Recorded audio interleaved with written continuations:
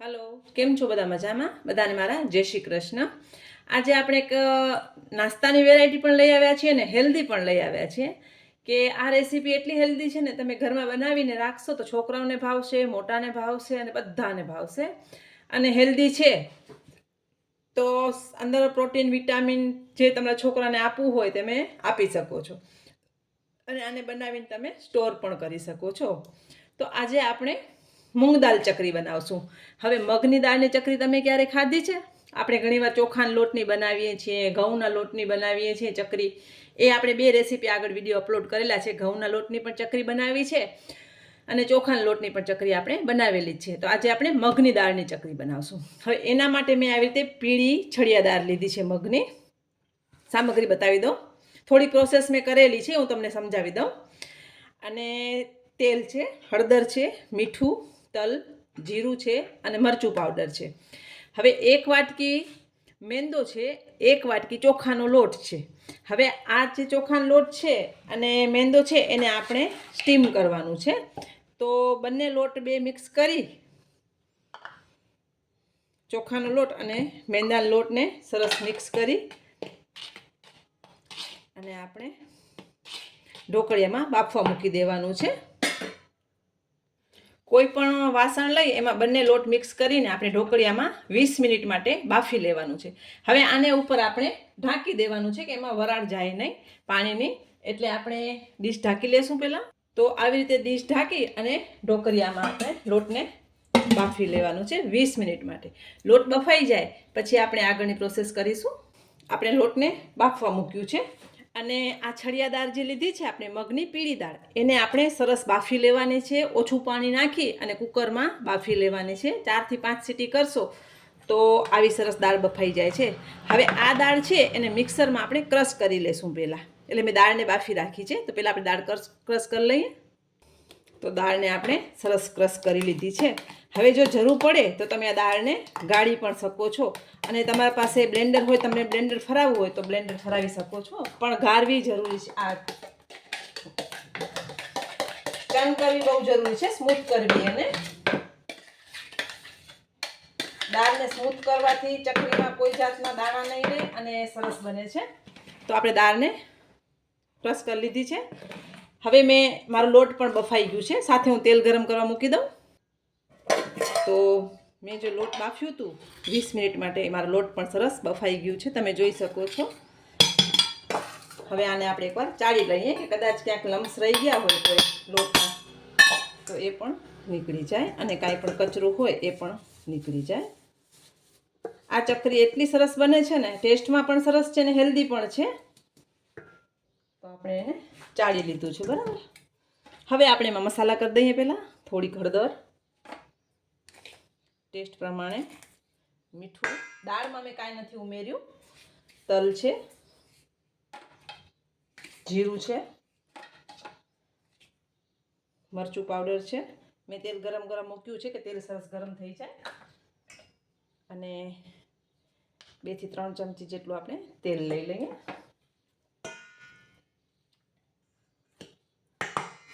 મને હાથેથી કરવું વધારે ફાવે છે એટલે હું હાથેથી જ મિક્સ કરીશ। એકવાર આવી રીતે સરસ પહેલાં મિક્સ કરી લઈએ, બધું મસાલો લોટમાં ભળી જાય, તેલનું મોણ પણ સરસ આવી જાય અને આમાં કોઈ જાજી મહેનત પણ નથી અને આ ચકરી બગડવાની પણ બીક નહીં લાગે તમને, કારણ કે આ બગડશે જ નહીં, સરસ જ બનશે।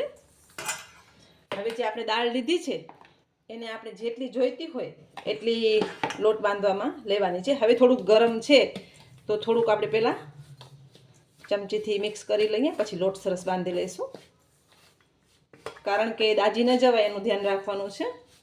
સાવ ઠંડી દાળ થઈ જશે તો પછી મજા નહીં આવે કરવાની, એટલે થોડી ગરમ હોય ત્યારે જ આપણે એને નવશેકી જ હોય ત્યારે જ આપણે લોટ બાંધી લઈશું।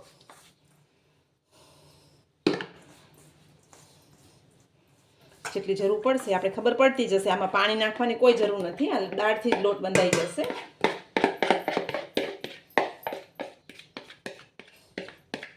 મેં બધી દાળ લઈ લીધી છે।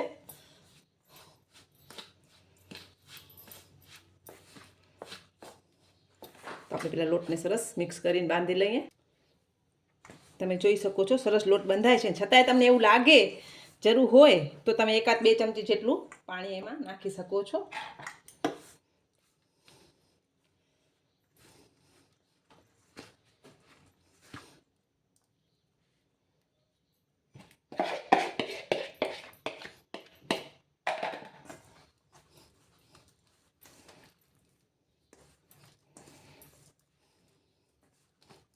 એકાદ 2 ચમચી પાણી ઉમેરી દઈએ આપણે પણ લોટ સ્મૂથ થઈ જાય.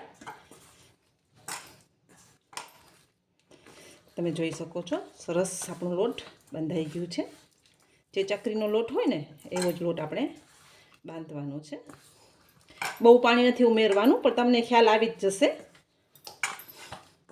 આવી રીતે સરસ એને મિક્સ કરી લેવાનું છે. અને હવે એને થોડુંક તેલ લગાવી અને મસળી લઈએ. બહુ તેલ નથી નાખવાનું, પણ થોડુંક એમ કે સ્મૂથ થઈ જાય એના માટે.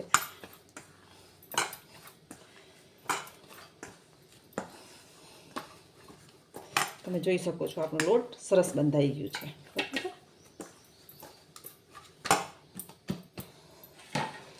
આપણે હવે આવી રીતે ચકરીનું મશીન લીધું છે અને એક ડીશ લઈ લઈએ. પહેલાં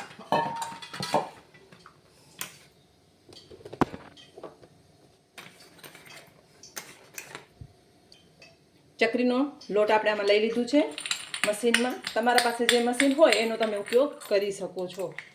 આજે ચકરીનું મશીન તો બધાના ઘરમાં હોય જ છે.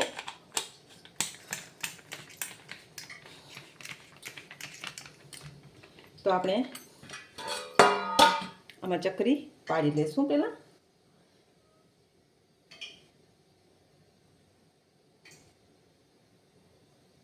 તમારી સાઈઝ જે પ્રમાણે રાખવી હોય એ પ્રમાણે તમે સાઈઝ રાખી શકો છો.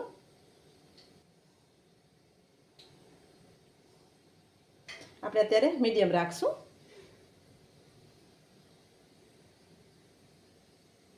ચકરીને આપણે પાડી લઈએ. તો આપણે આવી રીતે ચકરીને પાડી લીધી છે. હવે આપણે તળી લેશું.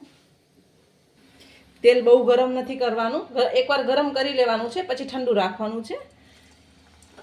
મીડિયમ રાખવાનું છે. એમ કે જો બહુ ગરમ હશે ને તો ચકરી ઉપરથી લાલ થઈ જશે અને અંદર કાચી રહી જશે. એટલે પહેલાં ગરમ કરી પછી મીડિયમ હોટ કરી નાખવાનું છે. એને થોડીક વાર એને તળાવવા દેવાની છે, પલટાવવાની નથી. થોડીક વાર રહીને જ આપણે એને પલટાવશું. અને એકદમ મેં ધીમો તેલ કરી નાખ્યું છે તાપ. તો આપણી એક સાઈડ ચકરી થઈ ગઈ છે. તો આપણે એને પલટાવી દઈએ. તમે જોઈ શકો છો ચકરી છૂટતી પણ નથી અને એકદમ સરસ તળાઈ પણ છે. હવે આને આપણે એકદમ ક્રિસ્પી ગોલ્ડન કરી લેવાની છે. તો આપણે ચકરીને સરસ તળી લઈએ.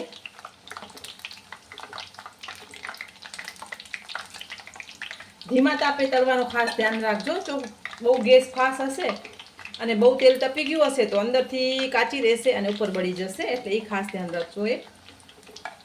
આપણે બધી ચકરી તળી લઈએ. પહેલાં તમે જોઈ શકો છો આપણી ચકરી એકદમ સરસ તળાઈ રહી છે અને સુગંધ પણ સરસ આવે છે. એકદમ સરસ ક્રિસ્પી પણ થઈ છે અને ગોલ્ડન બ્રાઉન કરશો તો બહુ સરસ લાગે છે. અને આને તમે મહિનો દિવસ સુધી સ્ટોર કરી શકો છો. ક્યાંક તમને બહાર ફરવા જવું હોય અને ઘઉંની ચોખાની ચકરી લઈ જાઓ છો, એની બદલીમાં આ વખતે આ ચકરી બનાવીને લઈ જજો. એવી ને એવી રહેશે અને બધાને ભાવશે પણ. અને દાળ છે એટલે એમાં પ્રોટીન પણ છે જ. તો આપણે ચકરીને તળી લઈએ. આપણી ચકરી તળાઈ ગઈ છે. હું એક ડીશમાં લઈ લઉં એને અને બીજી તળી લઈએ. તમે જોઈ શકો છો એકદમ સરસ ગોલ્ડન થઈ છે.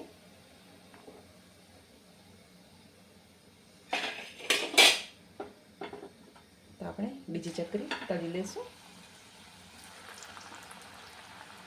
તળવાથી તમે જોઈ શકો છો કે તૂટતી પણ નથી, છૂટતી પણ નથી ને તૂટતી પણ નથી, છે ને. અને બીજી તળી લઈએ આપણે.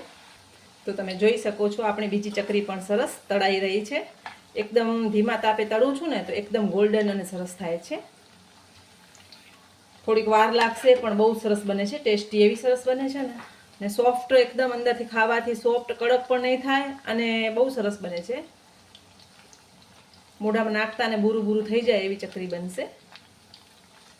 વાગશે પણ નહીં દાઢમાં તમને અને ખાવાની પણ મજા આવશે. કારણ કે દાળના કારણે મોઇશ્ચર એમાં હોય છે, એટલે દાળનું ચકરી બનાવીએ છીએ ને તો બહુ સરસ બને છે. તો આપણે ચકરીને પહેલાં તળી લઈએ. તમે જોઈ શકો છો આપણી ચકરી સરસ તળાવા આવી છે. આ ચકરી તમે સ્કૂલના ડબ્બામાં છોકરાઓને આપી શકો છો, બહારે ક્યાંય ફરવા જાઓ તો લઈ જઈ શકો છો, અને રોજ પણ તમે ચા નાસ્તા સાથે ઘરમાં લઈ શકો છો, સર્વ કરી શકો છો. અને દિવાળીના તો બનાવી જ શકો છો, કે દિવાળીના તમે ચકરી બનાવશો ને તો એક નવી વેરાયટી થશે, હેલ્ધી અને પ્રોટીનવાળી ચકરી, કે દાળ છે એટલે મેં તમને કીધું એમ કે એમાં પ્રોટીન ભરપૂર હોય છે. તમે જોઈ શકો છો એકદમ સરસ થઈ ગઈ છે. કાઢી લેશું. ગેસને બંધ કરી દીધું છે અને સર્વ કરી લઈએ. તો આપણે સર્વ કરી લઈશું. ને આ એક ચકરીમાં એવું છે ને કે તેલ પણ નહીં રહે. બીજી ચકરીમાં તમે જોજો ઘણી વાર એમ થાય કે ઘણાનું તેલ રહી જતું હોય છે, પણ આપણી આ ચકરીમાં તેલ પણ જાજુ નથી રહેતું.